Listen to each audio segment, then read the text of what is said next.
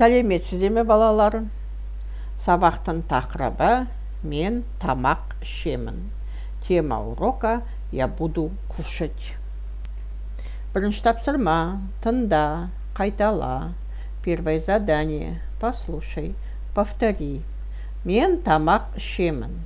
Я буду кушать. Мынау нан. Это хлеб. Мынау ботқа. Это каша. Мынау сүт. Это молоко. Екінші тапсырма. Тыңда, қайтала. Второе задание. Послушай, повтори. Нан, хлеб. Ботқа, каша. Бауырсақ, бауырсаки. Ет, мясо.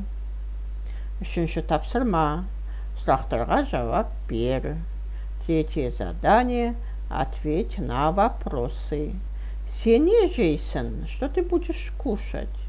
Сен не ішесің, что ты будешь пить? Төртінші тапсырма. Бастыры сыз. Четвертое задание. Обведи, начерти.